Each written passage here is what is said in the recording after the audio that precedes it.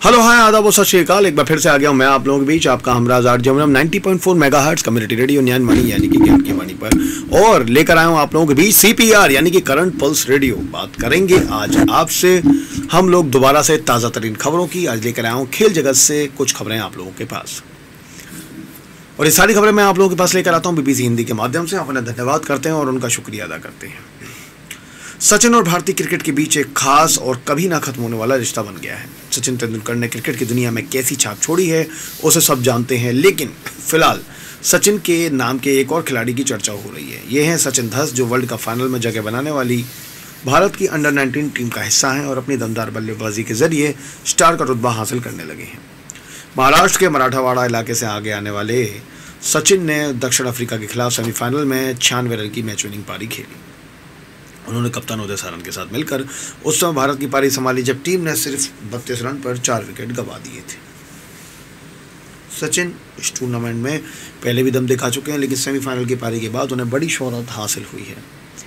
वो अपने पिता का सपना पूरा कर रहे हैं। सचिन धस क्रिकेट मैदान पर अपने पिता का सपना पूरा कर रहे हैं। BBC मराठी से खास बातचीत में उनके पिता संजय धस ने ये जानकारी दी है। संजय धस के मुताबिक सचिन के पैदा होने के पहले ही उन्होंने तय कर लिया था कि बेटे को क्रिकेटर बनाएंगे, लेकिन सचिन धस की मां इस फैसले के खिलाफ थी। सचिन के पिता संजय धस स्वास्थ्य विभाग में काम करते हैं, जबकि मां पुलिस अधिकारी हैं। संजय धस ने बताया कि सचिन की मां मुझसे कहती थी कि लड़का पढ़ाई में अच्छा है, उसका ध्यान मत भटकाओ, फिर से सोचो। इस मुद्दे पर हमारी बीच में बहस होती थी, लेकिन मेरा इरादा पक्का था। उसका खेल देखने के बाद मुझे यकीन था वो ज़रूर कुछ कर सकता है। 3 फरवरी 2005 को जन्मे सचिन बचपन से ही क्रिकेट खेलते हैं और वो पढ़ाई में भी बहुत अच्छे हैं। इसलिए उनकी मां चाहती थी कि वो अपनी शिक्षा पूरी करें और किसी दूसरे क्षेत्र में अपना करियर बनाएं।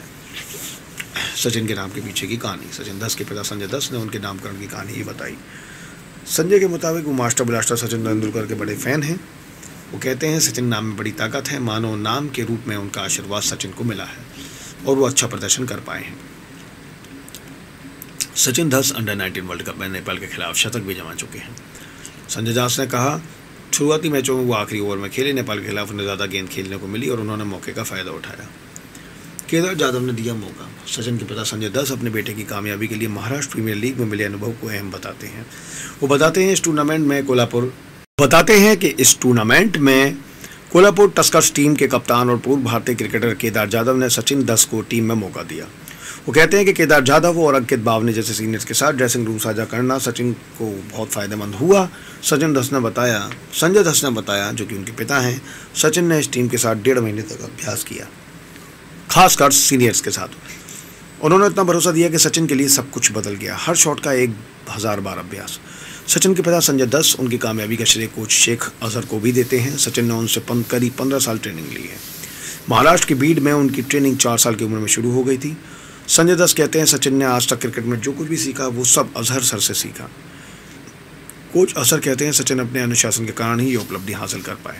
अजहर बताते हैं कि सचिन प्रैक्टिस करते हुए कभी बोर नहीं हुए। वो बताते हैं सचिन 4 साल की उम्र से अभ्यास कर रहे हैं। क्रिकेट कैंप के लिए दूसरे शहरों में जाने के अलावा उन्होंने पूरे समय बीड में ही अभ्यास किया है। उन्होंने हर दिन 6 से 7 घंटे तक जमकर प्रैक्टिस की। अभ्यास के दौरान आखिरी गेंद खेलने के बाद वो थक कर गिर जाता था, लेकिन उसने कभी हार नहीं मानी। कोच अजहर बताते हैं कि हर शॉट को बिना किसी गलती के खेलने के लिए सचिन ने हज़ारों गेंदें खेलकर उस शॉट का अभ्यास किया। कोच बताते हैं कि जब सचिन 12 साल के थे तो कुछ कारणों से उन्हें अंडर 14 टीम में मौका नहीं मिला। उस समय वो बहुत परेशान हो गए, लेकिन इसके बाद उन्होंने खूब प्रैक्टिस की और अच्छा प्रदर्शन किया। कोच कहते हैं कि इसके बाद उन्होंने पीछे मुड़कर नहीं देखा जब सचिन ने लगाया छक्का और रेफरी ने चेक किया बैट। सचिन धस की बल्लेबाजी की तकनीक इतनी अच्छी है कि वो मैदान पर बड़े हिट लगाने के लिए भी जाने जाते हैं। कोच शेख अजहर बताते हैं कि वो काफ़ी ऊंचे छक्के लगाते हैं और जब भी उन्हें मौका मिलता है वो गेंद को बाउंड्री के बाहर भेज देते हैं। सचिन के पिता संजय धस इससे जुड़ी कहानी बताते हैं। वो कहते हैं कि एक बार अंडर 16 टूर्नामेंट में सचिन ने एक मैच में कई गगनचुंबी छक्के लगाकर शतक जड़ा। संजय धस बताते हैं उस समय सचिन का शरीर उतना मजबूत नहीं था और रेफरी को संदेह हुआ कि वो इतना बड़ा छक्का कैसे लगा सकते हैं। संजय धस ने बताया कि रेफरी ने आकर चेक किया कि उनका बल्ला नियमों के मुताबिक सही है या नहीं। अंडर 19 वर्ल्ड कप में उनके ऐसे ही शॉट हर विरोधी को परेशान कर रहे हैं और संजय धस चाहते हैं कि सचिन फाइनल में भी दमदार प्रदर्शन कर टीम को वर्ल्ड कप दिलाएं और आगे सीनियर टीम में भी अपनी जगह बनाएं।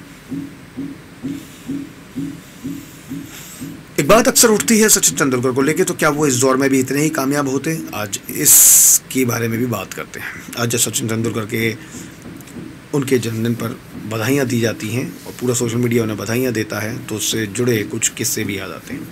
ये बात उस वक्त की है जब भारत ने 2011 का वनडे वर्ल्ड कप जीत लिया था और उस वक्त सचिन तेंदुलकर अंतर्राष्ट्रीय क्रिकेट में शतकों का शतक पूरा करने की कोशिश कर रहे थे। एक दिन मेरे एक दोस्त के 7 साल के बेटे ने पूछा, सचिन ने आईपीएल में कितने शतक लगाए हैं? ये बात आप लोगों के पास लेकर आ रहा हूँ मैं BBC हिंदी के माध्यम से, शारदा ओगरा के एक आर्टिकल की तरफ से।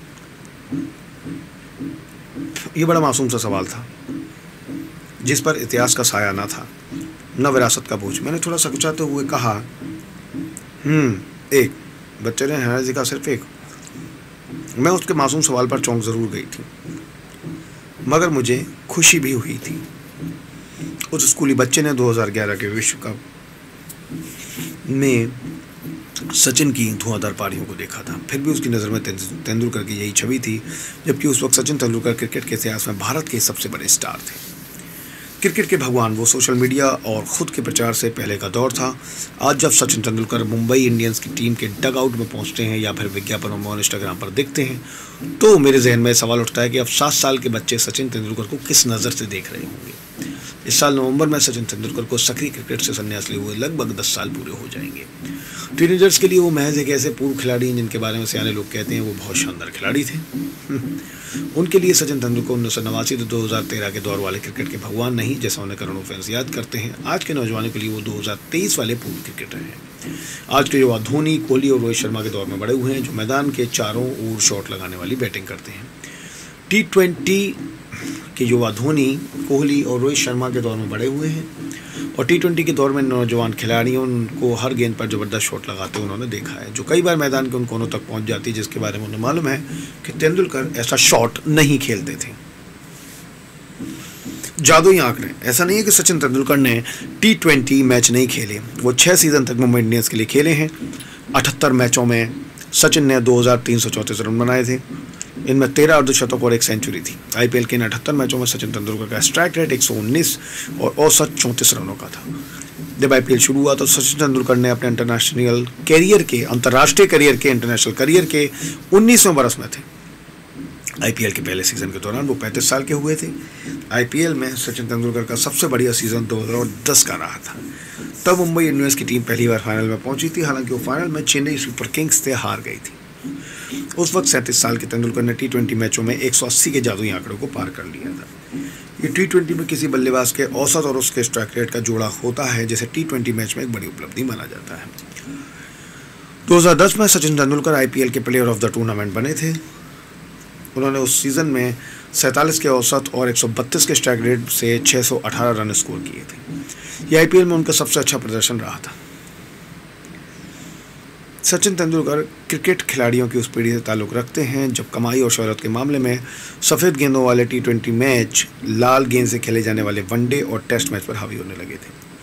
कुछ साल पहले सचिन तेंदुलकर के 47वें जन्मदिन के आसपास ESPN क्रिक इन्फो के लिए एक इंटरव्यू के दौरान उनसे पूछा गया था कि अगर उनकी उम्र आज 25 साल कम होती तो वो किस तरह के बल्लेबाज बनते। सचिन तेंदुलकर ने कहा कि वो अपनी बल्लेबाजी में कोई बदलाव नहीं करते, कोई रैप शॉट नहीं लगाते, कोई स्विच हिट नहीं करते। सचिन ने बताया कि उन्होंने अपनी शुरुआती पारियों के वीडियो यूट्यूब पर देखे हैं और ये मानते हैं कि उन्हें बल्लेबाजी के नए तौर तरीकों की कोई ज़रूरत नहीं होती। उन्होंने बताया कि एक नौजवान खिलाड़ी के तौर पर भी उनके पास वो जहनियत और वो शॉट थे जो उन्हें T20 क्रिकेट का कामयाब खिलाड़ी बनाते। मेरे सवाल के जवाब में सचिन तेंदुलकर ने कहा था कि अगर मैं उसी तरह खेलता रहता जैसा कि वो खेलते थे तो पिच से बाउंड्री लाइन केवल 70 गज की दूरी पर है। उन्होंने कहा कि गेंद को बार बार बाउंड्री लाइन के बाहर भेजने का आत्मविश्वास हासिल करने के लिए आपको पिच के मिजाज के मुताबिक लगातार कोशिश करते रहना होगा। हर पिच अलग तरह की होती है और आपको खुद को पिच के हिसाब से खेलने के लिए ढालना पड़ता है। मैं अपने जहन और खेल के हिसाब से अपने को ढालता हूँ और पिच का मिजाज भांप कर बदल लेता। मैंने सचिन तेंदुलकर के जितने भी इंटरव्यू लिए हर बार यही एहसास हुआ कि आप ऐसे शख्स से बात करें जिसकी नस नस में क्रिकेट समाया हुआ है। वैसे तो अंग्रेजी के नर्ड शब्द का हिंदी में मतलब पढ़ाकू होता है, मगर सचिन तेंदुलकर के मामले में आपको याद रखना होगा कि उनकी सारी पढ़ाई क्रिकेट के खेल और क्रिकेट के मैदान को लेकर थी। यही वजह है कि वो कहते हैं कि आज के दौर की ज़रूरत के मुताबिक हर गेंद पर रन बनाने का कोई ना कोई तरीका वो तलाश ही लेते। जब सचिन को वनडे मैचों में पारी की शुरुआत करने को कहा गया था तो उन्होंने यही किया था। अपने वनडे मैचों के करियर के पहले 10 वर्षों में सचिन तेंदुलकर अपने दौर के ज़्यादातर खिलाड़ियों से कहीं ज़्यादा स्ट्राइक रेट 86 से रन बना रहे थे और इस दौरान उन्होंने 24 शतक और 44 अर्धशतक लगाए थे। एक दिन मुंबई के पूर्व ओपनर जुबिन भरूचा और अब राजस्थान रॉयल्स टीम के हाई परफॉर्मेंस डायरेक्टर से किसी और मसले पर बात हो रही थी। जब सचिन तेंदुलकर के एक नौजवान खिलाड़ी के तौर पर आईपीएल के फॉर्मेट में ढल जाने का सवाल उठा तो जुबिन ने ठहाका लगाया। उन्होंने कहा, यह तो सवाल ही बेमानी है। भरूचा ने घंटों आईपीएल मैचों में बल्ले की चोट से गेंदों को उड़ते देखा है। वो कहते हैं, हाँ, गेंद को कोई भी मार सकता है, एबी डिविलियर्स, केविन पोलार्ड या कोई और, ये सब बहुत बढ़िया खिलाड़ी हैं। लेकिन सचिन तेंदुलकर की बल्लेबाजी की खास बात यही है कि वो किसी भी दौर में होते कामयाब बल्लेबाज ही होते, फिर चाहे वो अपने दौर के पहले होते या उसके बाद। जुबिन भरूचा कहते हैं कि बल्ले को छूकर गेंद जिस तरह निकलती थी, उसकी जो टाइमिंग होती थी, गेंद और बल्ले की टक्कर से जो आवाज़ निकलती थी, मैं शब्दों में बयान नहीं कर सकता। मुझे नहीं पता कि वो क्या था, निश्चित रूप से ईश्वर का दिया हुआ कोई वरदान था। ये ज़रूर कोई जादुई हुनर था। वो गेंद का एक लम्हे तक ज़्यादा इंतज़ार करना, ये बस उन्हीं के साथ होता था। ये ऐसा करिश्मा था जिसे आप दोहरा नहीं सकते, किसी को सिखा नहीं सकते। निश्चित रूप से जादुई था जो बहुत कम लोगों के पास होता है।